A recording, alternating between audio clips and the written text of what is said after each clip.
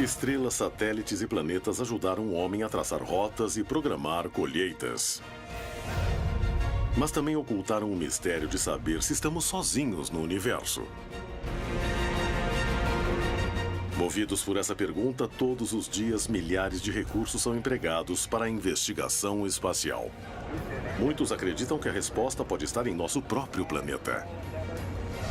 Os campos de plantações podem ser a chave para compreender o que se esconde por trás das histórias de OVNIs.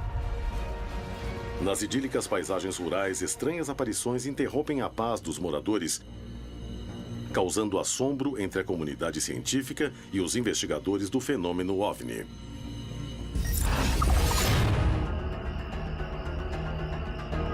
Em Buenos Aires, na Argentina, 7 investigadores estavam no campo estudando uma série de marcas no solo, quando o lugar foi invadido por objetos luminosos que pareciam interagir com eles. Havia alguma relação entre as marcas e as luzes? Em Serra da Beleza, no Rio de Janeiro, Brasil, 2 homens viajam em direção a um estranho fenômeno. O que esse objeto fazia no meio do campo? Na região de Tlapalanoia, no México, surgiram 3 formas estranhas e complexas no solo. Um investigador resolve conhecer toda a verdade e utiliza métodos inovadores para descartar que foram feitas por humanos.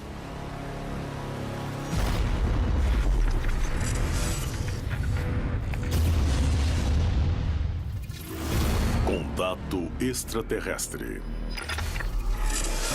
Hoje apresentamos OVNIs e sinais.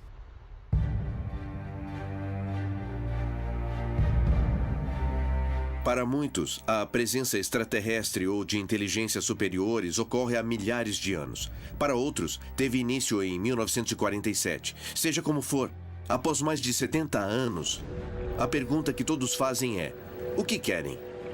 Existe uma grande quantidade de fenômenos que acompanham indiretamente o fenômeno OVNI. Mas nós não sabemos se tem relação ou não com o fenômeno OVNI. Muitos investigadores e pesquisadores acreditam que esses OVNIs, os que realmente são extraterrestres ou alienígenas, nos deixam mensagens. Uma das principais formas dessas mensagens são os círculos nas plantações. Com certeza, alguns círculos são falsos. Eu me pergunto por que escolheriam símbolos ininteligíveis. Afinal, podiam fazer uma ligação ou sei lá. A questão é o que são essas mensagens, o que significam? Acho que os círculos são mensagens para quem vive na Terra. Mas, se pensar a respeito, são vistos do céu. Então, não seria um grupo de alienígenas mandando mensagens para outros alienígenas sobre o que acontece aqui? Não resta dúvida de que uma parcela dessas civilizações que estão nos visitando buscam, sim, se deixar mostrar, se deixar ver. E se está deixando a sua mensagem, é para que ela seja vista, é para que ela seja estudada e, se possível, compreendida por nós, seres humanos. Descobrir a origem desses sinais e seu significado intriga cientistas e investigadores do fenômeno OVNI no mundo inteiro. Desde a primeira aparição na Inglaterra em 1976, as marcas nas plantações são vistas como uma chave para desvendar o mistério do universo. Em meio a tantas dúvidas, um incidente poderia ser fundamental para compreender melhor a origem destes sinais.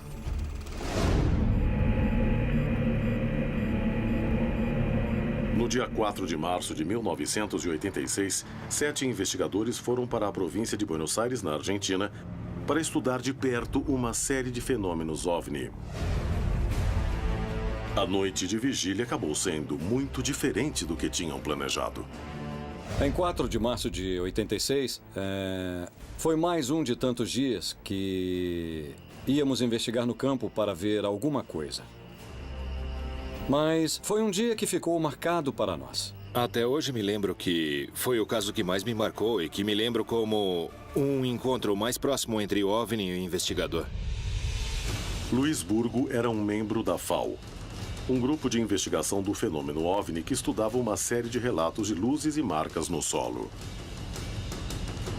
Seus mais de 15 anos de formação não o tinham preparado para imaginar o que ele e o restante do grupo estavam prestes a testemunhar.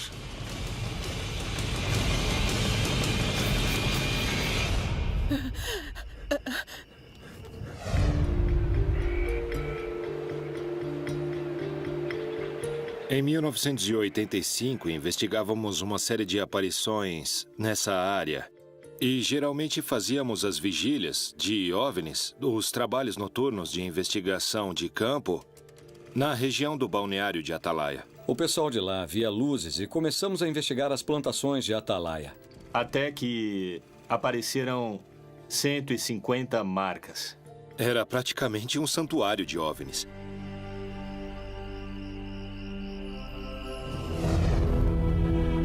O grupo se reuniu no local combinado. No começo da estrada que chegava à plantação, onde haviam encontrado marcas no solo, cuja origem buscavam determinar. Nos reunimos, como sempre fazíamos, quando íamos até Atalaia para ver alguma coisa. Todos afirmavam ver OVNIs em Atalaia naquela época. Claro que isso também era sustentado pela imprensa. Era só abrir o jornal ou ver os noticiários na televisão e todos falavam do caso Atalaia. Então, nós éramos os únicos que ainda não tínhamos visto alguma coisa.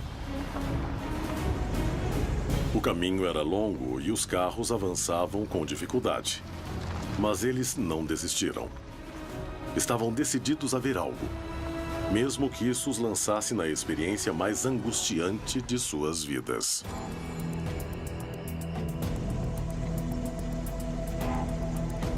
Nós fomos olhando e falando do fenômeno, querendo ver alguma coisa. Estávamos conversando normalmente, sem imaginar o que iria acontecer.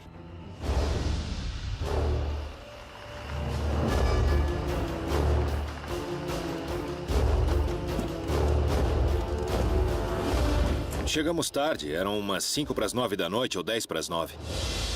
A porteira da plantação onde queriam entrar para ver as marcas estava fechada.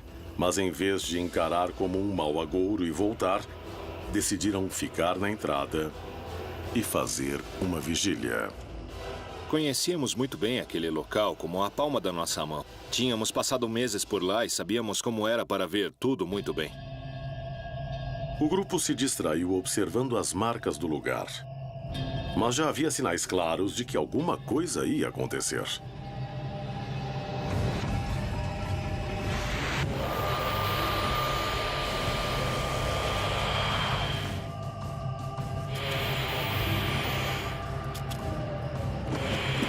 Logo que descemos dos carros, o Fernando falou: "Olhem aquilo." Eu olhei no horizonte e vi duas luzes.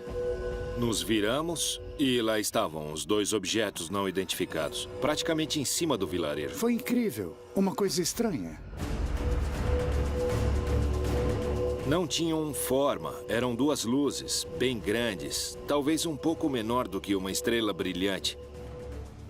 E eles ficavam mudando de cor. As cores eram vermelho, verde e amarelo que mudavam.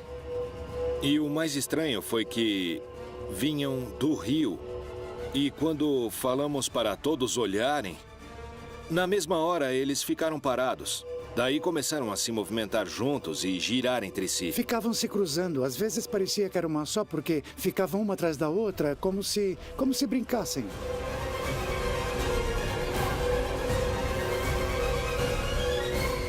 Foi um show de luzes que nunca pensei que aconteceria, que fosse ver. Eu queria que chegassem perto, porque eu não estava com medo. Então teve uma hora que eu falei para mim mesmo: nunca pensei que ia ver isso.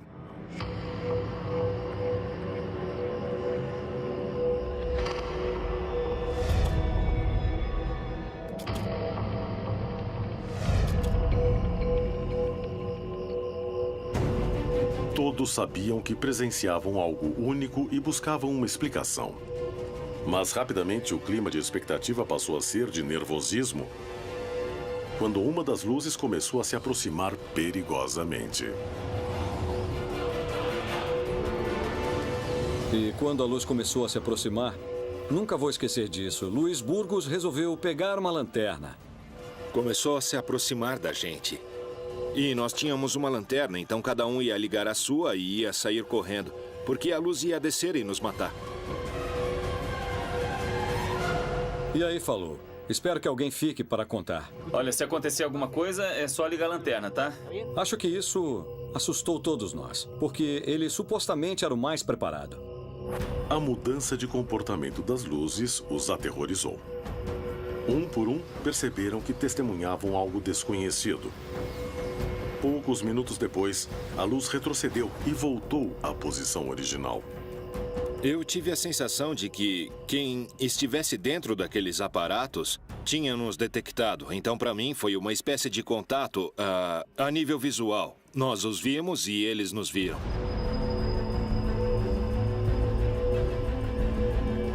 As duas luzes avançavam e cada vez mais ficavam sobre nós. Eu ouvi o Burgos dizendo, se vierem, cada um corre para um lado diferente. Sem saber da origem e das intenções das luzes, uma pessoa do grupo decidiu ligar o carro em que haviam chegado.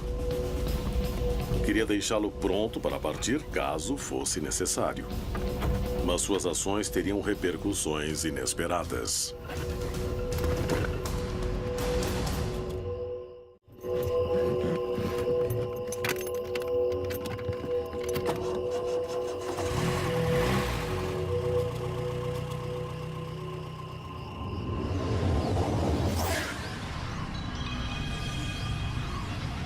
Vai logo, apaga o farol, Era apaga! como se os dois objetos quisessem nos assustar, nos fazer fugir dali. Como se tivessem a necessidade de descer naquele lugar onde havia as 150 marcas que tínhamos observado e estivéssemos atrapalhando, como se dissessem, pessoal, saiam daí porque temos que estacionar.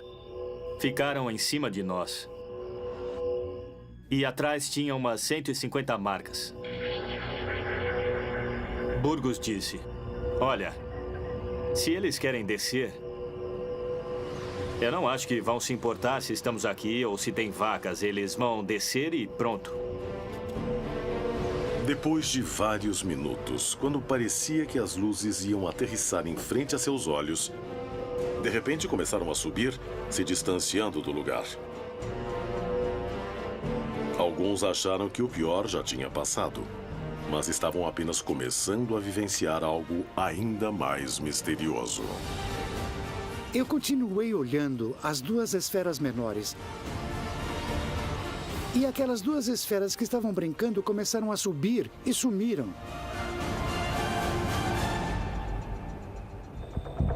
Fernando continuava em estado de choque e seu nervosismo levaria a uma nova descoberta ainda mais preocupante. Quando partiram, as duas luzes foram bem devagar, as duas se juntaram e foram bem devagar. E nós ficamos lá um pouco, passamos alguns minutos conversando e comentando, alguns emocionados, outros nervosos, e num determinado momento...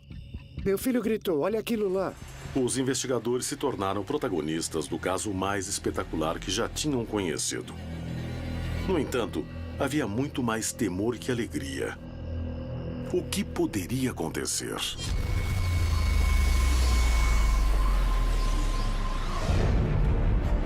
As histórias que envolvem supostos sinais se repetem por toda a região. Mas poucos casos despertam tanta curiosidade e fascinação como as marcas que aparecem da noite para o dia nas plantações.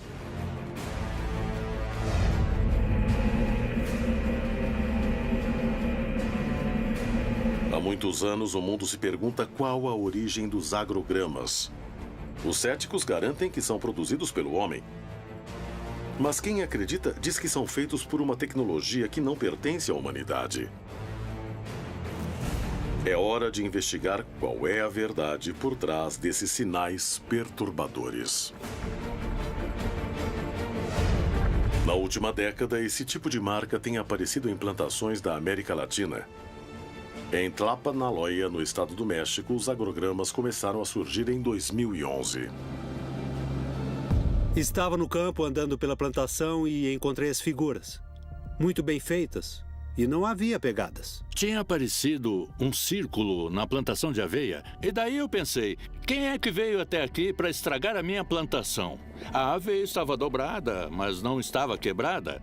Começamos a procurar, por curiosidade, se havia alguma pegada, algum rastro. Quem poderia ter feito aquilo?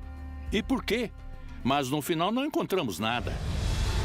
Johanan Dias e Carlos Clemente, 2 jornalistas e investigadores do fenômeno OVNI, se reúnem para buscar uma explicação para as marcas nas plantações. Aqui no México, esse fenômeno começou a aparecer a partir de março de 2011. E no começo, estas formações eram simplesmente círculos.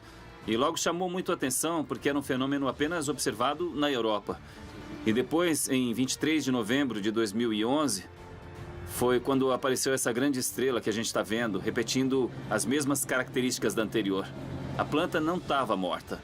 A planta estava dobrada, mas com vida. E continuava crescendo. Era como se a aveia fosse penteada e também entrelaçada.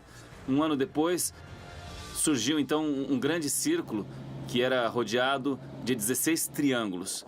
E o pessoal começou a se acostumar com esse tipo de fenômeno. Um dos elementos que mais chama a atenção nesse tipo de marcas é que as testemunhas dizem que aparecem de um dia para o outro, em absoluto silêncio. E que nas noites anteriores, muitos veem luzes estranhas na região dos agrogramas.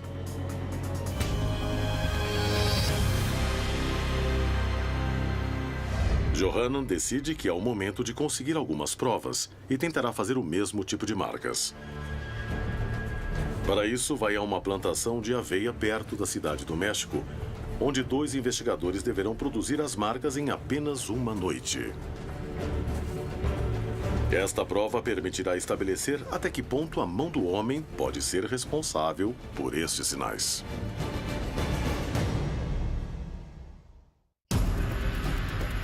Na Argentina, um grupo de especialistas foi investigar um local com uma grande quantidade de marcas no solo quando foram cercados por luzes estranhas. Em Tlapanaloya, no México, o jornalista Johanan Dias tentará recriar um agrograma para comparar com outros que aparecem na região. Ele conseguirá encontrar a verdade? Em Serra da Beleza, no Brasil, um homem viajava sozinho por uma estrada quando se deparou com um objeto que mudou sua vida para sempre.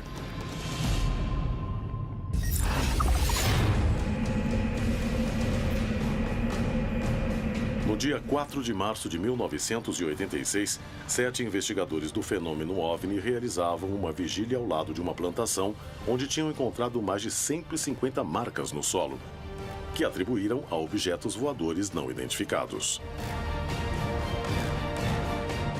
Pouco depois que chegaram, viram 2 luzes estranhas que começaram a se aproximar em grande velocidade, deixando todos em pânico. As luzes desapareceram, mas algo ainda mais ameaçador estava prestes a acontecer.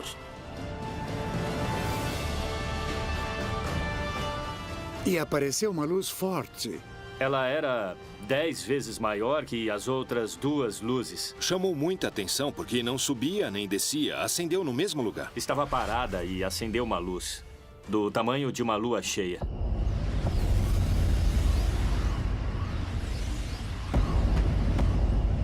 E eu vi que veio em nossa direção, de uma maneira ameaçadora. Branca, enorme e agressiva, como se fosse bater em nós. E aí o Rodolfo, que era um dos membros do nosso grupo, falou para nos jogarmos no chão.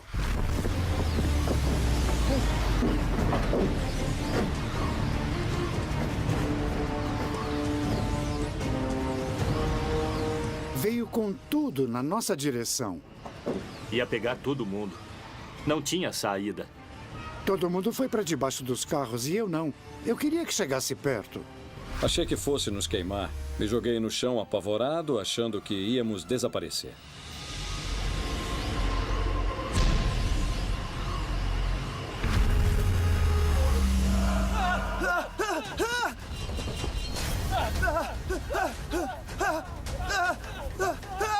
E aí uma pessoa do grupo começou a correr e entrou em um estado de pânico maior que dos outros. Quando alguém perde o controle, infelizmente, pensa no pior.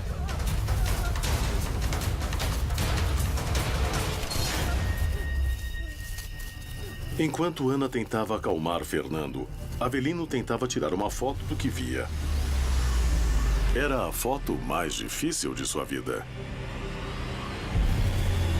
Foquei a câmera e quando ia apertar o botão, apagou. Eu ouvi Burgos falando, isso fez a luz apagar. E era verdade. Foram menos de 5 minutos. E o fenômeno chegou ao fim. A primeira coisa que Burgos falou foi, você perdeu a foto. E o que é que eu podia fazer? Não deu tempo. Não deu tempo. E apagou. Assim como apareceu, se apagou. Depois que a luz desapareceu, o grupo se reuniu novamente. Tentavam entender o que tinha acontecido. Chegamos à conclusão de que, quando chegamos lá naquela noite, o objeto já devia estar ali. Vai saber há quanto tempo. Quero dizer, não desceu nem subiu. Ele apareceu e acendeu. A luz havia desaparecido, mas pensaram na hipótese do objeto estar camuflado. E Avelino tirou uma foto, mesmo sem ver nada no céu.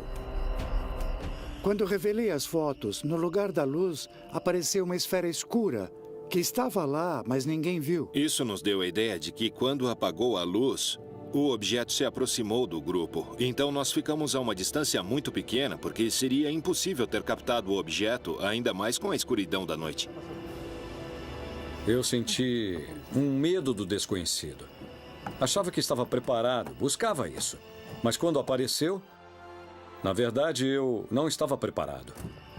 Depois dessa experiência, eu sempre olho para cima. Você começa a considerar algumas coisas depois. Se estavam tripulados, se havia alguém, por que veio para cima de nós? Um monte de perguntas que depois, com o tempo, ficam na sua cabeça até o dia em que você morrer. A noite de 4 de março de 1986 ainda guarda mistérios que os investigadores não puderam resolver. Os acontecimentos dessa noite provam que estamos diante da presença de seres de outros planetas ou se trata de eventos explicáveis. Havia uma relação entre as quase 200 marcas que apareceram no solo e as luzes que apareceram naquela noite? O caso que ocorreu em Atalaia não é o único da região em que testemunhas encontraram marcas estranhas na Terra. O fenômeno dos agrogramas apareceu na Inglaterra em 1976. Desde então, essas estranhas marcas despertam o fascínio da população e intrigam a comunidade científica, que ainda discute quem as fez, com que finalidade, qual o significado. Poderiam ser produzidas figuras geométricas que nós, a distribuição espacial das figuras, seja qual forem os signos que retratam o significado deles. Quem os faz tem uma mentalidade e uma cosmovisão muito parecida com a nossa. Até onde é possível serem feitas pelo homem? Seriam algum tipo de mensagem? Eu não sei se há uma mensagem para a raça humana de extraterrestres. Eles são provocados por uma inteligência. Essa inteligência está deixando ali a sua marca, a sua pegada, o seu sinal. Será que alguma dessas civilizações quer se comunicar com a gente? Esses fenômenos estranhos começaram a se apresentar na América Latina. E assim como na Europa, aparecem de uma noite para outra. E as testemunhas nunca veem nada fora do comum, além das marcas. Além do significado dos desenhos, os investigadores se perguntam: quem será o responsável? Johanan Dias, jornalista e investigador do fenômeno OVNI, tenta recriar um agrograma. Poderá descobrir o que se esconde por trás deste mistério? Cosme, tudo bem? Prazer te encontrar. O prazer é meu. Obrigado. José Luiz, como está? É um prazer. Nos encontramos de novo. Perfeito. Bom, a ideia é tentar simular estas marcas que apareceram faz alguns anos para ver qual seria a diferença e se realmente são feitas por objetos voadores não identificados. Ou para confirmar a possibilidade de que alguém tenha feito estes agrogramas que apareceram aqui nesta região. O que acham? Achamos que é possível fazer. Claro. Agora, que tipo de ferramentas vocês precisam para fazer essas figuras? Olha, a ideia é usar uma ferramenta muito simples, sabe? Bastante prática e fácil de ser transportada. Para que ela não faça barulho, que ninguém perceba o que está acontecendo. A ideia seria utilizar um tubo. Por que um tubo? Para não quebrar as plantas e deixar tudo bem amassado. Como se estivessem penteando toda a área? Isso, e sem quebrar. E para fazer os círculos maiores, os exteriores, a gente utiliza uma corda assim. Eu gostaria que fizessem uma noite para que na manhã seguinte estivesse pronta para ver E daí a gente começar a checar as características entre as outras e essa que vão fazer agora. É um desafio. Podemos fazer isso? Os investigadores conseguirão fazer um agrograma similar aos encontrados anteriormente na região em apenas uma noite?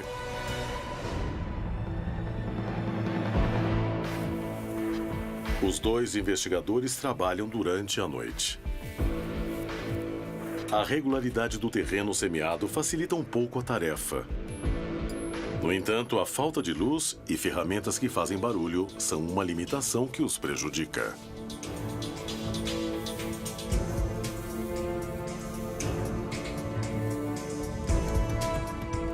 Nós decidimos fazer de uma maneira que fosse muito simples. Usamos ferramentas que deixem o mínimo de marcas possível e para fazer de uma forma mais portátil. Eu acho que nós vamos ter êxito. E no final, as figuras que nós fizemos se assemelham muito com outras figuras. Após uma noite de trabalho, os especialistas deixaram as marcas prontas para analisá-las na manhã seguinte. Conseguiram descobrir o mistério por trás dos agrogramas?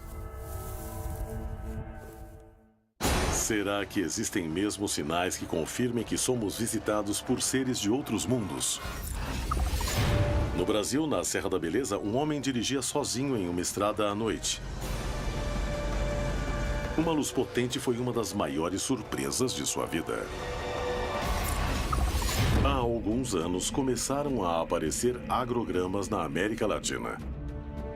E o México é um dos países onde mais foram encontrados. Enquanto os céticos garantem que não passam de marcas feitas pelo homem, outros sustentam que são o trabalho de uma tecnologia que não pertence à humanidade. Johanan Dias, jornalista e investigador do fenômeno OVNI, se dispôs a resolver essa dúvida, ao tentar fabricar marcas similares em tempo recorde.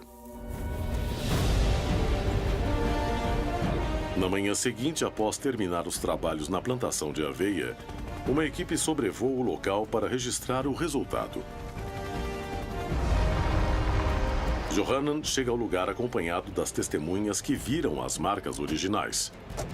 Eles serão a chave para estabelecer se o agrograma que acabou de ser feito se assemelha aos que foram achados na região em 3 ocasiões.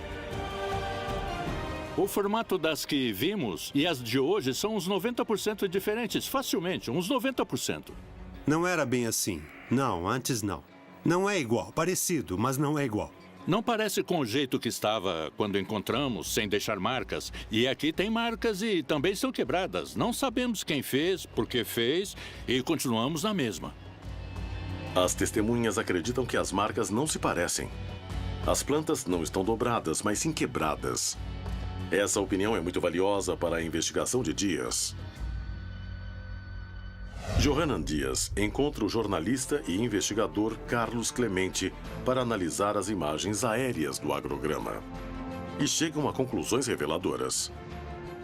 Parece perfeito. Quer dizer, não tem nenhuma... não tem nenhuma diferença com os que apareceram antes na região. Na verdade, não há nenhuma diferença, porque de cima parecem praticamente iguais, né? Iguais, sim. Inclusive com muita simetria, não estão mal feitos. Isso vendo de cima. Mas quando eu fui ver de perto, não tem nada a ver. Tudo que foi amassado quebrou? Sim. Tudo? Tudo. Então a gente viu que as plantas quebraram. Também vimos marcas no terreno. E são figuras muito simples. É um círculo, ou seja, tem um centro e o círculo sai do centro, nada mais que isso. E outra coisa que as testemunhas disseram foi que em algumas das fotografias que fizeram, apareceram algumas esferas. E isso chamou muita atenção, porque a gente tinha as figuras, mas como fazer as esferas? O outro foi mais elaborado, não acha? Ele foi feito com as plantas isso não é uma coisa entrelaçadas. Possível. Como fazer as plantas ficarem algumas para a esquerda e outras para a direita, mas sem se entrelaçarem? Isso não é uma coisa possível. Mas eu acho que este desafio funcionou muito porque a gente conheceu mais sobre os agrogramas que realmente apareceram e os agrogramas que não tem nada a ver com esses objetos voadores. Agora tem um parâmetro para saber quando é feito por pessoas e quando não tem uma explicação, não é? Exatamente. Eu acho que deu muito certo e isso vai ajudar bastante. Johanan Dias conseguiu provar que a mão do homem é capaz de fazer este tipo de agrograma em pouco tempo e sem chamar muita atenção dos vizinhos. No entanto, a vegetação não ficou igual à dos outros encontrados na região. E não puderam evitar as marcas. Além disso, muitos agrogramas originais retratavam formas mais complexas. Eram maiores e vinham acompanhados pela presença de OVNIs nas noites prévias e de luzes raras dentro das marcas. Estamos diante da presença de verdadeiros sinais deixados por seres de outros planetas? Ou se tratam de desenhos produzidos pelo homem? As plantações da América Latina são um cenário de estranhas situações que quebram a calma dessas regiões pouco habitadas. O que há por trás dessas manifestações? A resposta poderia estar nos milhares de testemunhos dos moradores da região.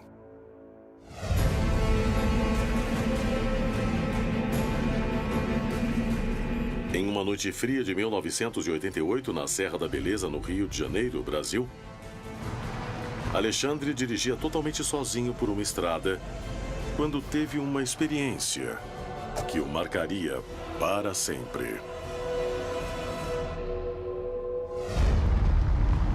Alexandre trabalhava em Santa Isabel e todos os dias voltava para a cidade vizinha de Conservatória, onde vivia. No entanto, ele não sabia que essa viagem estava prestes a se tornar algo que fugia totalmente de sua rotina. Eu era bancário na época. Numa sexta-feira eu fiquei até mais tarde no banco e vim embora nessa sexta-feira por volta de 10h30 da noite, 10h30 da noite. Alexandre seguia sozinho pela aparente tranquilidade da noite. Vinha escutando música no carro normal, o rádio ligado.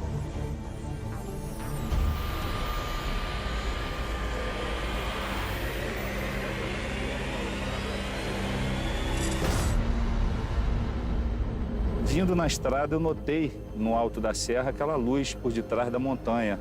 É a Serra do Cavalo Russo, uma montanha de pedra e que essa montanha parecia ser a lua por detrás da montanha.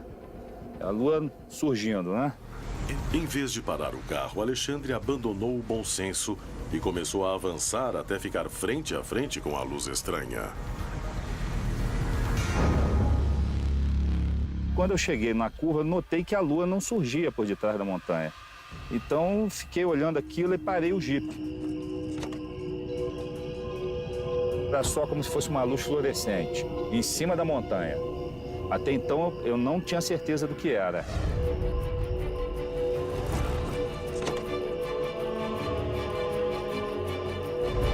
Mas quando eu coloquei o binóculo, eu fiquei com medo. Mas ao mesmo tempo que eu fiquei com medo, me deu assim uma vontade de ficar olhando aquilo e ao mesmo tempo com medo de querer voltar para Santa Isabel.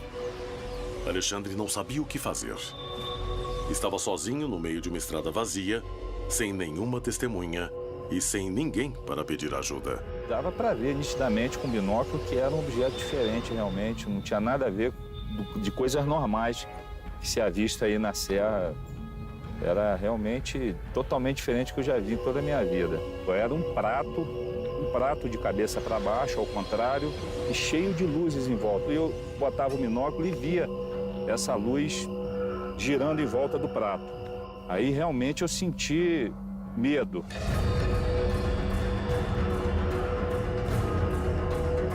Fiquei observando o prato por volta de uns 15 minutos. Aí que me deu a vontade de realmente chamar outra pessoa para poder ver junto comigo o objeto. Alexandre conseguiu sair do estado de comoção em que se encontrava e tomou uma decisão. Resolveu voltar para Santa Isabel e procurar alguém que pudesse comprovar que o que estava vendo era diferente de tudo que conhecia.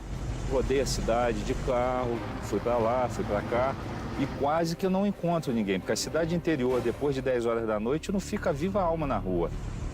Quando eu já estava realmente quase desistindo, que eu fiz o retorno na rodoviária e comecei a subir para voltar para cá, aí que eu vi a igrejinha aberta assim, vi que tinha um velório lá e tal, desci do carro, fui lá dentro para ver se eu encontrava alguém conhecido.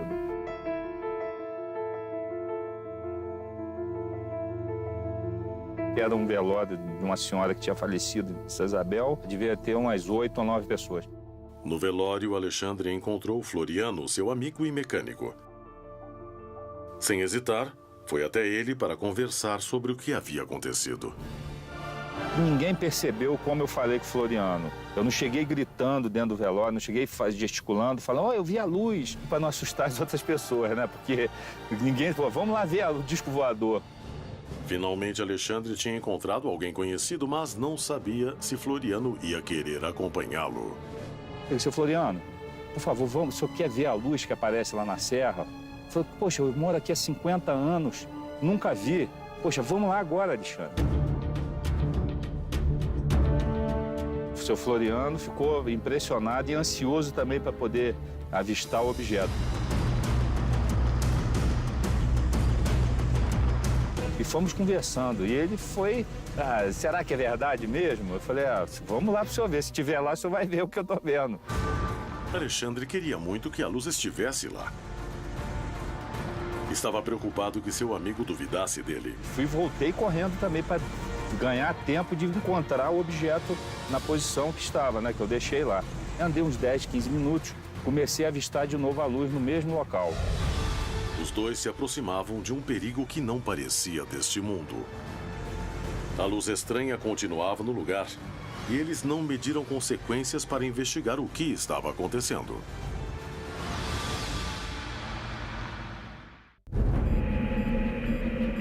Alexandre dirigia sozinho por uma estrada vazia.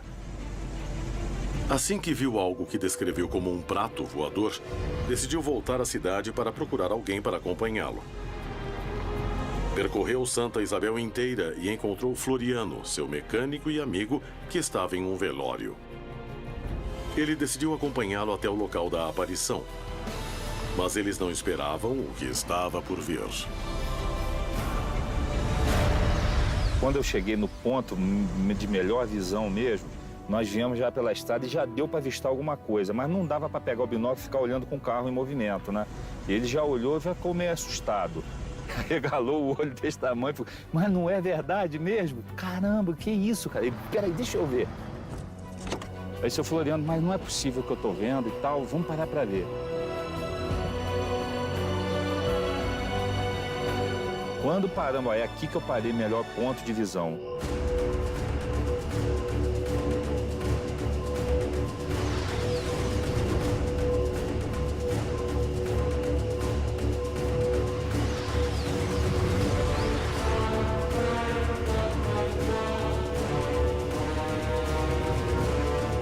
Ele olhou, botou o binóculo, ficou impressionado. Ficamos uns 15 a 20 minutos vendo essa luz lá. Nós notamos que o objeto não modificava mesmo, ele ficou parado, estático, e aquelas luzes girando. Nós ficamos nisso daí uns 20 a 30 minutos, meia hora, mais ou menos. Aí eu falei, sabe da coisa, vamos embora, vamos deixar isso pra lá. O que adianta? O que nós vamos fazer? Nós vamos chegar próximo demais, não vai levar a nada também. Não tem como documentar isso. O tempo passava, o objeto continuava lá. E Alexandre tomou uma decisão baseado no que sentia. Daqui pra frente eu não vou mais, Floriano, porque eu já tô com medo, não tô me sentindo bem, sei lá, me assustou. Aí o Floriano, faz o seguinte, então, vamos embora pra Santa Isabel e lá você não vai voltar mais hoje pra conservatória, porque é perigoso, sim, a gente não sabe o que isso pode fazer. O temor que Alexandre sentiu foi tão grande que ele seguiu o conselho do amigo e resolveu não voltar para casa naquela noite. A experiência foi tão forte que não apenas decidiu não voltar sozinho, mas também mudou sua vida para sempre. Sim, privilegiados realmente de ter visto isso. Hoje em dia eu tenho uma outra concepção mesmo de disco voador, o que é realmente o disco voador, né? O OVNI. E se você observar, você vai ver sim alguma coisa diferente, se as pessoas passarem a observar melhor, né? Ao redor.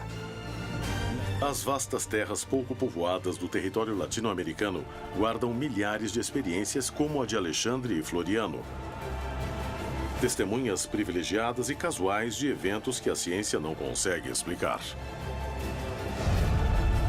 Quantos eventos ainda mais estranhos podem estar ocorrendo no continente, diante da solidão da noite? Plantações marcadas da noite para o dia. Figuras complexas. Dúvidas na comunidade científica, testemunhos que narram a presença de luzes. Mas qual é seu significado? Qual sua importância? E, acima de tudo, qual é sua origem? Os agrogramas são figuras misteriosas que costumam aparecer nas plantações. Eu não me atreveria a afirmar como são feitos e nem posso afirmar que são obras de seres de outros mundos. Para mim, são simplesmente um enigma. Não se tem ainda absoluta certeza de que esses crop circles têm uma associação direta com UFOs. Muito embora, no aparecimento destes círculos, se tem relato de que pessoas têm observado UFOs no céu. Todas as culturas do mundo, em diferentes etapas, quiseram se comunicar com os deuses. Agora, com as evidências encontradas em plantações, pode parecer que são os deuses que querem se comunicar conosco. Digo isso no sentido metafórico. Acredito que este é o problema da busca incessante de saber quem somos e o que queremos. Na minha visão, se existe comunicação entre duas civilizações, a primeira coisa que precisa ser feita é ensinar um alfabeto. E talvez, quem sabe, se houver uma mensagem, em primeiro lugar, é tentar nos ensinar um alfabeto alienígena para que no futuro nós possamos nos comunicar. Decifrá-los, tentar entender o que eles significam, talvez seja tentar decifrar a mensagem de um grupo de civilizações que há muito tempo nos observa. Os agrogramas são um dos maiores enigmas que cercam o fenômeno OVNI. Estabelecer sua origem e significado desafia a comunidade científica. Estamos diante de marcas feitas por seres de outro planeta? Descobrir a verdade por trás das histórias de OVNIs pode ser a prova que nos permite estabelecer se estamos sozinhos ou não no universo. Algum dia o homem poderá dar uma resposta a esse mistério? Quantos eventos ainda mais estranhos podem estar ocorrendo no continente diante da solidão da noite?